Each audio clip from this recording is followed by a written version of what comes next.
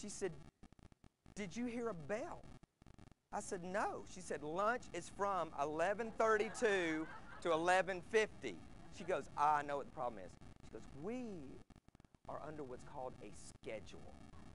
I said, this is very disturbing. I mean, it broke my heart to hear about that. And then I started thinking about raw results and how do I really get into this whole schedule for the unscheduled. I mean, how many people feel like, wait a minute, I'm distracted? All right, several. How many struggle with focus? All right, we're all in the same boat. It's not like anybody's going, I'm the only one that wrestles with focusing. We all do. It's just the way we're wired. You know, everything's more interesting than what we're doing. You know, unless we're so sold on what we're doing, it's the most interesting thing.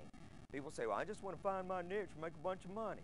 Yeah, get involved in something you are not connected with. How long is your interest level going to stay there? You can't even watch a movie that you're not interested in. What makes you think you're going to build a business in something you're not interested in?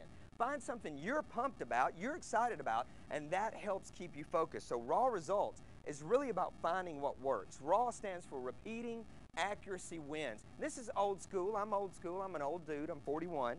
And I've got a bunch of fill in the blanks, and a lot of you people are like, that's work. It's too bad. Fill those blanks in. Repeating accuracy works. Once you find out what works for you, you can repeat it over and over and over again. Brad Sim is huge on systems.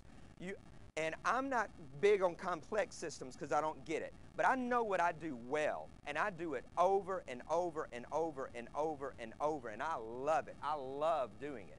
And if there's stuff that I don't do well, I don't go, I'm going to go figure out how to do that well. I'm like, weird, that is not part of my model. It does not exist. I'm doing what I do. People will be like, Paul, you can make more money doing X, Y, and Z. I'm not interested in X, Y, and Z. I don't get to X, Y, and Z. This is what I do.